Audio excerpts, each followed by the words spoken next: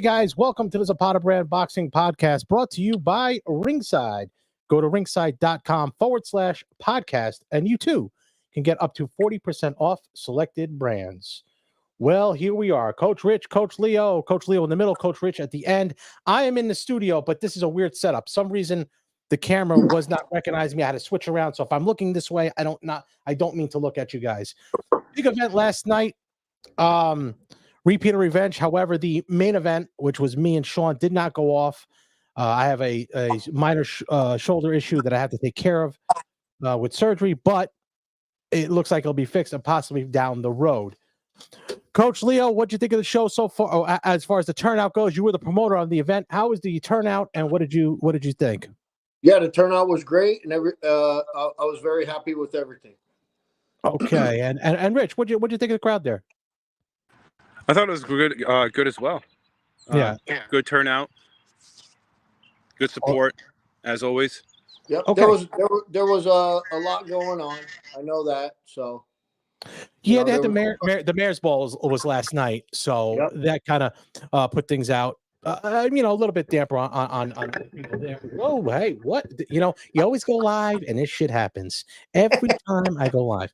Anyway, let's get back. Okay, Coach Leo, in the middle there, you have the complete card. Let's do a little rundown. What we're going to do is we'll do a rundown of the show, go by bout per bout. We'll skip over the ones that didn't really involve our boys and girls, and then we'll go right into those. And I'm going to give a little bit of critique of each one. So, Leo, go first. What was the first bout up? Okay, first bout was Travis McHenry. It was a developmental. He fought a guy named Ed Mara. Actually, Travis did very well. He used his jab. He did what he was supposed to do. And he actually, his opponent had to stop in the second round. Dimitri Pearson was. Wait a minute. Wait, stop. Okay. Let's stop. Let's go. Let's critique this now. Okay. So Travis Henry comes in, developmental bout. It was a Masters bout. They're a little older. Okay, yep. Both there. The opponent was using. This was more of a bucket list thing for him. From what I understand. He's the one that wanted the developmental bout. Mm-hmm. We were against it, but sometimes you have to do what you have to do to. Guys been training for so long, they have to get in the ring. And right. Travis did a lot better than I thought. So. Yeah, Coach Rich, you see him at the gym almost on a daily basis. What'd you think there? I thought he did well. He was composed. Obviously, like he's still a little bit new at it and needs some work. But for being new, he did pretty decent. Mm-hmm.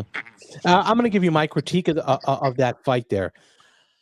My opinion on it is that Travis was was training for a while. His opponent, this wasn't the best opponent for him. Right. And I only say that because when you do a developmental bout, it is difficult to control that, especially two people who haven't had any fights. If they had fights, I think it would be a little easier and they could just go full blast, fire live rounds, gets the crowd into it. It kind of at that point where, and there's no knock against Travis or his opponent. I don't know his opponent's name. Sorry if you're out there listening, which, as according to the screen, nobody's listening. So, it's not a knock on him, but if there was to be a regular bout, I think it gives them more emphasis on more I guess urgency to fight and not do that. It kind of I don't like those fights, but sometimes, like you said, Leo, you have to have those fights. It fills the card, it gets some experience. I thought Travis did better than expected, but again, in shape always. His opponent, unfortunately, wasn't in the greatest shape. That was just my opinion. And again, when I give my opinions, I'm not knocking on anybody. I'm just giving you my opinion. Okay. Next bout. Next bout was Dimitri Pearson. And Dimitri did really well. He did exactly what I thought he was going to do. And he didn't seem to be – he's a 15-year-old, 245-pound kid. And – that also was a developmental bout, and he just did very well. I thought he did well. I thought that fight should have been a regular bout, but the other team did not want to go for it. So, you know. Right. All right. So, Rich, give me your rundown there. I agree too. Dimitri and his nose. Oh my goodness, he always Yeah. leads. It's just you get those fighters that I don't know what it is. It's just they just certain ones they'll just start bleeding like crazy. But shout out to Destin too that worked with Dimitri the whole time too in sparring. He gave him a lot of work, so help preparing for this. Now, in between the corners, what both Travis and Dimitri were they talking to you about what kind of shape they were in, or no? No, not really. I think it's like shock and awe for every fighter that has their first fight. They're usually pretty quiet or really tired. So And actually, Dimitri was a lot calmer than I thought he would be. Because normally in sparring he gets extremely nervous. But he did. I said to him, "How you feel?" He goes, "I'm ready to go." And his family support was amazing. Yeah. I saw that. That was they were great. Yeah. I'll tell you. Here's what I saw. Dimitri came out shot out of a cannon, right out of the gate. Hands high, good hand speed for a big guy. 245, great hand speed. Catching footwork. A good footwork, catching the punches, punching back. I would like him to be, and again, it was developmental bout, which bouts I don't like. I've come to change my opinion on them. But the guy that he fought, that kid was a tough kid. Yep. That kid came to fight too. Dude, that kid took some punches, and I said to Rich, holy shit, I don't know how he's still standing. Yeah. Well, if Dimitri can sit down on those hooks, that fight would be over. Yeah. I think he did. I think he did his what he was supposed to do. Came out like a bat out of hell. I mean, he literally sprinted across the ring. Throwing punches, coming down. The hook I thought was a little bit more of a slap. If he can control those hooks, that's going to be a dangerous fighter. Yeah. Hey, real quick, have you guys noticed? I don't know, just throughout the years when we're talking about like developmental bouts, like it seems like the line it's kind of blurred as to how hard they should go. Like I it just recently, like with some of these bouts that we've had with developmental, I remember in the past, I mean, they go really soft or they go really hard. Well, and I agree with you, Rich, and I'm definitely agree with George. I am against the developmental bouts. Rich, they go really soft or really hard, huh? Okay. Okay. All right. I wasn't thinking like, Oh. Okay, here we go. Always anyway.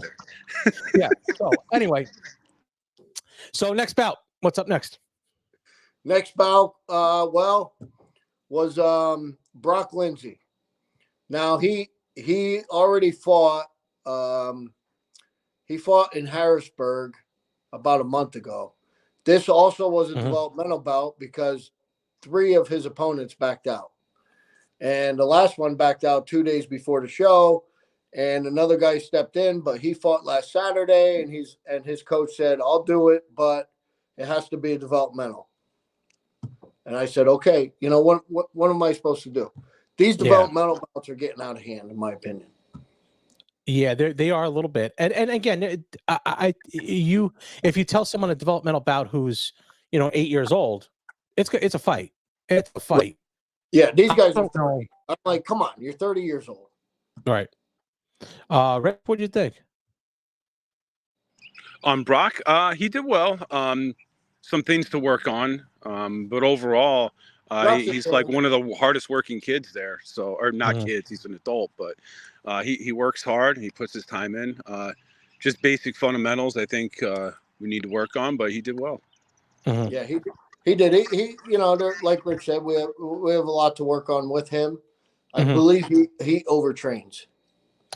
Yeah, agreed. He's there every day. Something.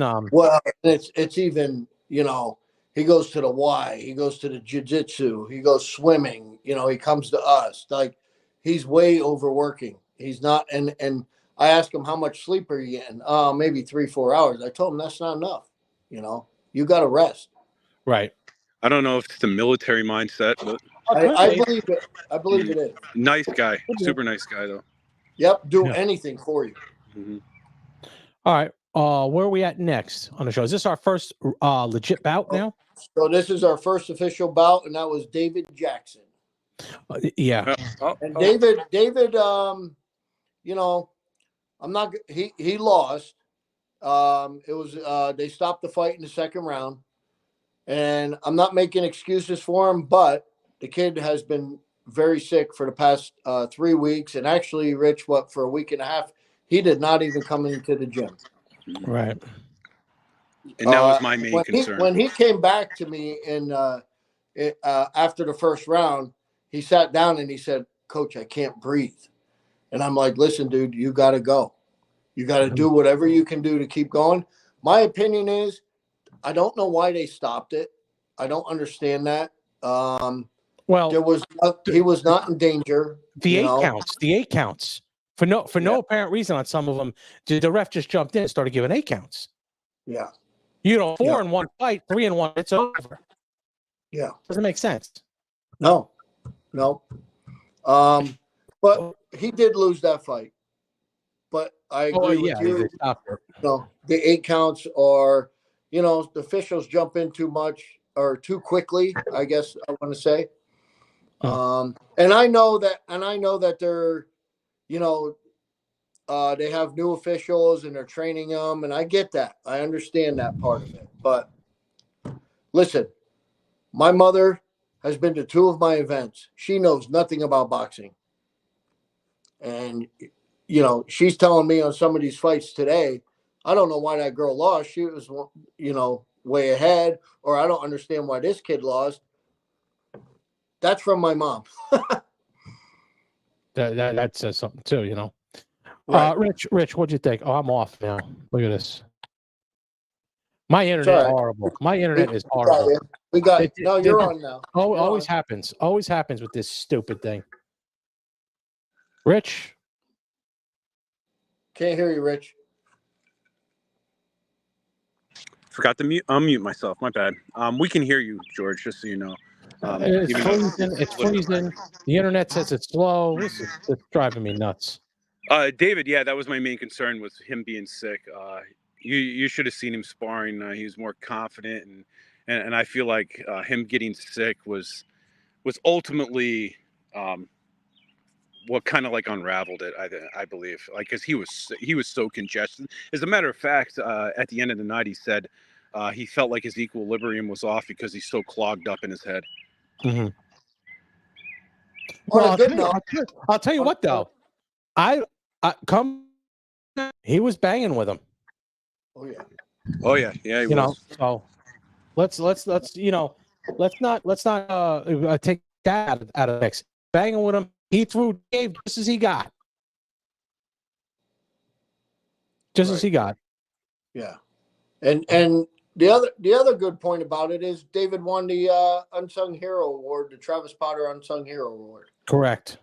So he won over $700. All right, who's that in the background? Oh, that was my wife.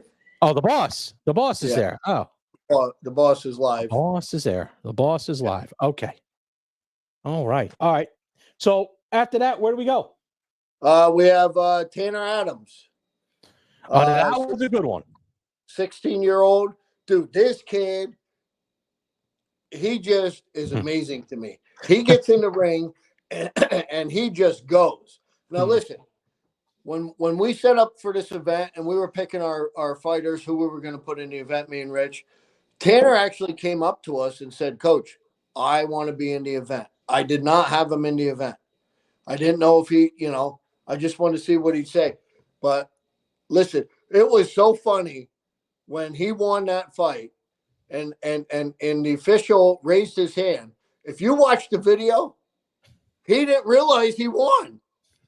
He was like so excited, like you could just see it on his face. It was great, Well, that would have been par for the course the way the night was going there at a time. Yeah, that you didn't know. But Rich, what'd you think? I'm gonna give like a side note. He's gonna kill me for this, but it's a funny story. He, like he gets in that ring, he goes. But he was at weigh-ins, and I looked down, and I saw a little paper bag, and it said sheets on it, and I was like, oh, boy. I said, "Yo, do not eat that." He's, "Oh, I'll be fine. I'll be fine. I'll be fine." Right? How'd that He work has out? his fight. I kid you not. I don't know who we were. I think it was Logan that we were getting ready for the next one. He ran and projectile puked. I mean, it was like The Exorcist. It just came flying out. You knew that was going to happen. Yep.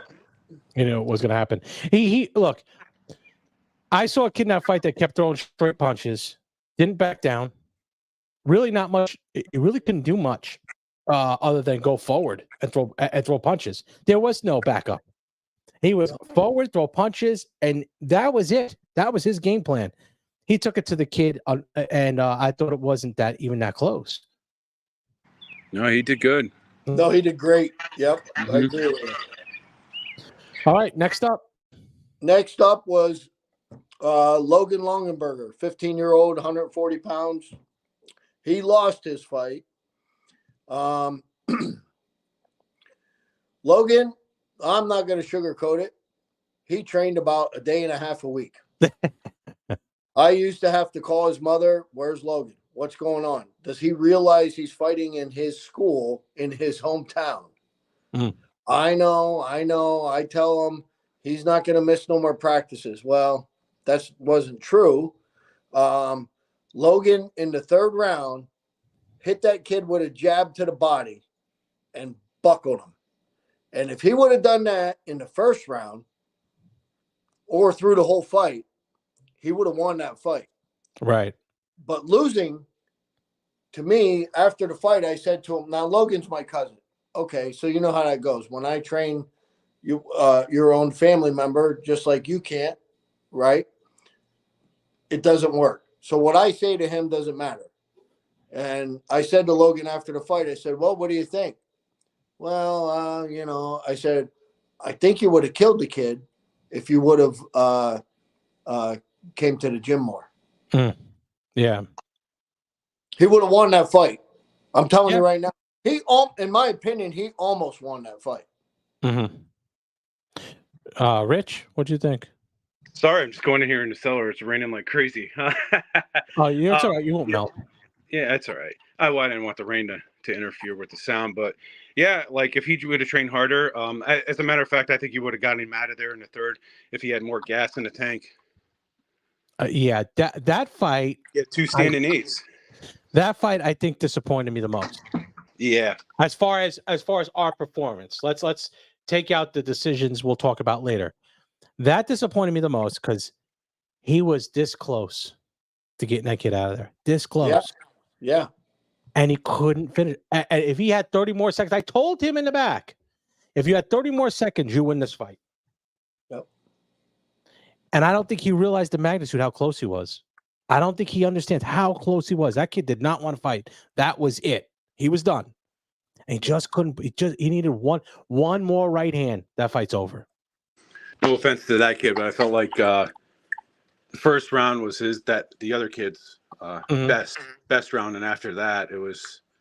I think he ran out of gas. Yeah, he ran out of gas. I think that other kid ran out of gas, and Logan picked up the momentum and going. Now, could you imagine if Logan's in shape and this kid's in trouble? He would have killed him. He would have knocked him out. It would have been over. Yep. Second round. It would have been a second round knockout. Over. Yeah. Over. Yep. Who we got next? Okay, this is controversial on my opinion. We had Aubrey Scavone versus Ashley Miller. And I'm going to tell everybody that Aubrey won that fight. I don't give a shit what anybody says. She landed more punches. Did she do some things wrong? Absolutely. We all do. But she won that fight. That girl, all she did was throw a jab, step back, and every once in a while throw a right hand. Aubrey landed more solid punches, and that's just my opinion. I feel that she got robbed. Right. Rich? For that fight, I missed like I'm sad to say I missed like half of it. But from what I did see, she was doing very well. She was doing very well. I was in the back. I think Sean was next, Yep. if I remember correctly. Yeah, Yeah, you're Sean right. was next. Yeah, and I was in the back trying to get him ready. But from what I saw, she was doing well. That's pretty much what I mean. Like popping up, and she got caught with a couple clean shots, but Well, when she she was kept her putting the head work down, in. like George said, when she kept her Mm-hmm. head down, Mm-hmm. that girl It was couldn't touch fine. her. Yeah. And when she picks her head up, it looked worse. Yeah, that was the problem. And this is what I thought. Aesthetically, the fight didn't look good for Aubrey, because if you know Ashley, you see her, she's very technical, nice punches, straight hooks, nice hooks. Aubrey, and even when Ashley got hit, she got stunned a little bit, but she was still at her base, right? Aubrey would pick her head up. And when you pick your head up and she got hit, it gets snapped back. Correct. That doesn't look good to the judges. So whether you land one or two punches, it looks like you landed a big shot. And that's tough. That is a tough thing to do. That's a tough thing to do. It was one of the fights, as you could tell, are the comments there. One of the fights that people were looking forward to. This was going to be a firecracker of a fight, and it was. It was a good fight. Let's not say it wasn't a good fight. It was a good fight. The problem just was aesthetically it looked bad. But I do believe that Aubrey won the fight. That is my opinion. I thought she won too. But again, we see her every day. I'd have to look at it again to see. But you can't stick your head up. Right. She's short. You got to stick that head down. Your chin's got to be tucked. Your hands got to be here to catch those. It doesn't look good in a 3-round fight. In a 3-round fight, you only got 6 minutes, let alone, well, even that one, I think is a minute and a half, right? No, those were 2-minute rounds. So you have 6 minutes to make an impression. And if some of the impressions is your head snapping back, that's not good. She has to be, what we have to work with her is fighting her size. She's not tall. She doesn't have to reach. Stay low. Fight her size. Stay low. She stays low, she wins that fight easier. Yeah. I'm hoping to do a rematch. I think that would be perfect. I think it'd absolutely be perfect. I know it was my opinion on the rematch is they won't take it. Well, let's see. I mean, we could reach out to the coach. I think it would be. I mean, it would obviously be. It was competitive, so it's a fight that nobody got hurt. I think it'd be a good. I think it'd be a good match. I think it'd be a good match to make. Yeah. Let's see about getting that rematch. That would be a good one. I'm going to call tomorrow. Let's get on the horn. Okay. Next one up. Sean Hill. So this is an odd one here. Sean, you think? He came from, Nick Nalachi actually brought him, they come to the gym together. That's how he came to our gym. And he's a big kid, man. 19 years old, 210 pounds. He won the fight. I thought he did a great job. I thought he did good, for his first fight. Right. Don't get me wrong. There are a lot of things that we have to work on with him. He only comes to our gym twice a week. Maybe sometimes he can only come 1 day a week. He is from Scranton area, but he is fighting under us. He won. He stopped his opponent in the second round, right, Rich? Was it second? Yeah. Yeah. It was the second. It was almost towards the end of the first. He was really teeing off on that kid. Yeah. So, Rich, you're working with him a lot, right? Yeah. Yep. What did you see from the time he first started till now? Because he was pretty talented. Yes. Here, if anything impressed me, I'm going to say his ring generalship and his calmness. Like, not even his punches. He was throwing great combinations, but I was very impressed at how calm and composed he was in the ring. And that's a rarity. You know what I mean? Like, most people that fight for the first time don't get that, They're excited and then they gas themselves out because they're excited, or something worse. And You know, he was stayed calm and collective and really put his combinations together. I was impressed by him. If he got more gym time, oh boy, he'll be good. He'll be good. Oh yeah, footwork is what we need to work on. Yeah, very much. Yeah, but once he gets going, he's got the size, he's got the athletic ability. Yeah, that kid's going to be a star. I think he's going to be a great fighter. Going to be a star. Yeah. Yep. All right, what do we got next? We have Jenny Boberic against Mackenzie. Mazer, yeah. Yep. So Jenny lost the fight. I think it was neck and neck until the third round. And then there was an 8 count that was brought in. I did not understand the 8 count because there was no hard punch thrown. And after the fight was over, Jenny did lose the fight. You know, I think the 8 count made her lose the fight.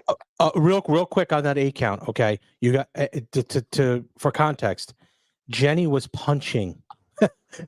Correct. Was punching the girl. Yes. And the ref jumped in and got an 8 count. Yeah. Okay. Some of these 8 counts I just don't understand. I don't understand it. You know, let's not bash the official or the officials that were there. I think the problem is there aren't enough officials. Okay. So we got what we get. It's like the umpires. We have an umpire that does Little League that, oh boy, it's not good. But still, you got to respect him for where he is. Wow, Rich, you got close to that camera there. Ooh. Oh boy. Yeah. Sorry about that. So either way, but like if you're going to give someone an 8 count is more or less to give the person a break. Yeah. Okay. Not when you're throwing back. Right. That's a bad call. That is a really bad call. And I know Chuck. I've known him for years. Great guy. Great guy. But again, Leo, explain to us what Jenny said and what Chuck said. So after the fight, I said to Chuck, well, Jenny came back and after the third round and she said, my contact. So after the fight, I said to Chuck, I said, why did you call an 8 count? I said, I didn't see any damage happen. And he said, she kept blinking her eye.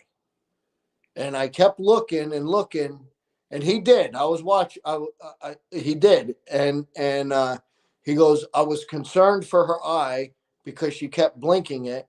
And I said, it was her contact. And he goes, makes perfect sense. But he said, I was worried about the safety of her eye because she was blinking it so much. When I brought that up to Jenny, Jenny told me she didn't realize she was even blinking her eye that way. And I said, that's okay. I said, was your contact the problem? And she told me yes. Mm-hmm. Yeah, Rich, what do you see there? I mean, there's a couple things that I really don't really want to say on camera, but something I would like to discuss with Leo, like off camera. All right. All right. Just so I don't, not to cause any controversy towards officials or anything like that, right. But good fight. There's some things to work on, of course, but very proud, very happy with the with her work. Mm-hmm. Well, Sogi Azul says, I thought Mackenzie had the cleaner, more noticeable punches, even though Jenny had more flurries. Her flurries weren't as easy to score. I think you're right. I think that because there was a lot of punches. Mackenzie, though, did get hit a few times where I said, wow, but it didn't shift the fight enough. Right. Or get a standing 8. That's a good point. That standing 8. You know what? I'm gonna say something. That standing 8 reminds me of when I fought Sean. Sean was not hurt. He was not hurt when he got the standing 8 count. He came in as I was punching, and he went like this. The ref thought he was out. He was not. Sean was fine, and that he gave him an 8 count. I ain't gonna complain, but I mean, it's what happened. It's what happened. So obviously, yeah. The 8 count does affect, and it does swing a little bit the judges' score. By the well, she got an 8 count, even though if you would have won the round, they don't see that. How much does it swing it? I just think mentally it swings. It's only 1 point. It's only one. It's only 1 point. But still, it's not like it's a big point. It is. It's a huge. In a 3-round fight. That's a big issue. Right. Big issue. We call that a Diz point. That is at this point huge. Okay, Delia, what do we got next? We got the last bout, which was boy, Darius Stephanie. boy. Darius went in and he did what he told us he was going to do. He fought a guy that was from Binghamton, New York area. He went in. His first punch was a straight right hand right to the guy's head. Yeah. And then he did a sloppy combination. I'm going to call it the way I saw it. And the guy's headgear flew off. And the official, he had to stop the fight, re-put the headgear on. And I told Darius, while he was in the neutral corner, he looked over at us. I said, yo, be calm. Don't go 100 miles an hour. Be calm. Go out there and do what you got to do. He went out. How'd that work? Well, he went out, did a street fight brawl for about 10 seconds, and left hook. I almost flew out of the ring. Yeah. Yeah. Rich, you were there. What do you think? For the 30 seconds that the fight happened, I mean, yeah, he did what he said. I want to see a Darius that's 110% in shape. Correct. And yeah, I'd like to see him. I'd like to see him more in the gym. He needs to be more in the gym. Yep. That's what I really want to see. Yep. I agree. With focused work. Work on those jabs. Work on those straight right hands. Hey, that's heavyweights. That's what they do. Right. They stand toe to toe and jab, right hand, hook. That's it. Yeah. Let's throw them really nice. Let's make them count. And here's what I'll say. Okay. Darius came out, the right hand, beautiful right hand, knocked the guy way back. The guy was kind of stunned right out of the gate. The guy's stunned. Yeah. Doesn't know what to do. I think he threw a half hook. Darius throws a left hook. Darius got into the headgear removal business. Yeah. Hit this guy. That headgear flew off. So he was out then. That guy didn't know what was going on. Yep. Then here's where Darius. This is where I think Darius was making a mistake. He's a great athlete. If he could tighten it up a bit, punches in shape, in gym, dedicated, put it there, he could be dangerous. He got away with this from a guy. And there's no knock on any of these fighters because they're getting in the ring. That guy was not in Darius's class. Okay, no, he was not in his league. Well, even when I saw him in the ring, though, what's that? I give that guy all the props. Well, I saw him in the back in the locker room. Great guy. His coaches, Christian, they're great people. All of them were there. Yeah. But he's not on the athletic ability or the mental capacity that Darius has as far as ring generalship. Darius was mentally prepared to go walk across that ring and knock that guy out. I don't know if the other guy necessarily was. And once he got caught with the right hand, that was it. Hello. Yeah, no, it wasn't good. It was not good. I give him props for getting in the ring. But some of those punches that Darius was throwing, if a guy was in there who knew what he was doing, even if the guy had gotten hurt, he would shell up and wait for Darius to make a mistake and quickly counter because he was open. If he tightens up, which we got to work with him on, he tightens up, Darius is a dangerous fighter, just like Dimitri. Correct. Yeah, Darius is extremely powerful. Oh, yeah. Extremely powerful. Very powerful. And him and Dimitri are big guys who could 100%. They get in that gym, they do the right things. They're on their way. Yeah. Because the mentality is the hardest part. They got that down. So at the end of the night, Leo, there was an award, a couple awards here. Yep. The Teddy Atlas Fighter of the Night award. Yep, that was given to Darius Stephanie. And that was a no-brainer there. It would have went to Tanner. Up until that last fight, it would have went to Tanner. It was going to Tanner because me and you talked about it. Yes. Yep. But, and then the Travis Potter, we talked about before. Travis Potter, it's what is it called? The inspiration? Unsung Hero Award. Yep, that went to David Jackson. Well deserved there, and you spoke about that earlier. Overall, what do you guys think of the show, Leo? I thought the show went great. We won 3 out of 7, minus out the developmentals. We got 3 out of 7. Couple issues that I saw, but hey, that's the way it goes. You know, what are you going to do? I try not to be negative on anything because it's hard right now. They were having the Golden Gloves championships also at the same time as our event. But I thought the show went well. I thought we had a good crowd considering the Mayor's Ball. The Mayor's Ball, and there were some other things going on too, some concerts or something going on at the same time. A main event dropping out. Yep. And but you can't control that. If someone gets hurt, you get hurt. That's the way it is. Rich, what do you think? Same deal. I agree. I just can't wait I'm itching to get back and get these kids some more work, get some more focused work, back to the fundamentals, and see what they could do come, what is it, November or October? Yep. For the next event or fights in between. Yeah, I think we need to get a couple fights in between. Yeah, I think the kids have to stay active. Staying active is so important for the kids right now. Right. It's not to say that it's not. They're doing a lot of things, but with school and whatever, they just got to get active. If they can get active, that's a real big part of their program. I do know there's a show coming up August 2nd, and I believe it's August 2nd, and that's in Scranton. So I'd like to get a couple of our guys on there. Mainly Darius, Tanner, hopefully Aubrey, and David.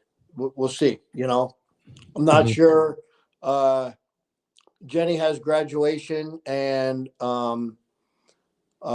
she has her new job she's starting. So I'm not sure exactly. I have to talk to Rich about that. Yeah. Hey, fighting at a different weight class, maybe. Who's that? Yeah, higher weight a little bit. Oh, really? Yeah, just a little bit. Hey, let me ask you. You do a third fight with Jenny and Mackenzie? I would. Yeah, absolutely. Okay. That's it. Here, Jersey Jay-Z, straight out of Jersey. It says, great card put on by Rocky Boxing Club. His channel's there, straight out of Jersey. Jersey Jay-Z. He's got a lot of wrestlers on, a lot of bodybuilders.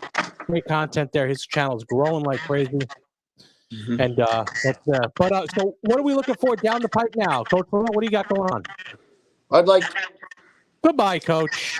He falls for it every time. He falls for it every time. Every time. That's great. Lord. That is great. But we got to wrap this up, Rich. Your thing. What do you got going on with yourself? How the hell does he fall for it too? These guys, my God, unbelievable. They both fall for this. They both fall for this stuff. Anyway, listen, guys, it was a great show last night. Unfortunately, I couldn't be there as the main event. Me and Sean are going to try to hook it up for October. We're going to try to do it. I don't know. I'm going to get small surgery, get it out of the way. There's a lot of things coming up here in the next couple of days in the Zapata Bear Boxing Podcast. Jim Lampley will be joining us this week. Ex-UFC fighter and now CES fighter Charles Rosa. Boston as well. Wait for that to drop on Monday. But anyway, guys, remember, don't be envious of what I've accomplished in my life. Be inspired by what you can do in yours. And I will see you next time. Thanks, guys, for watching.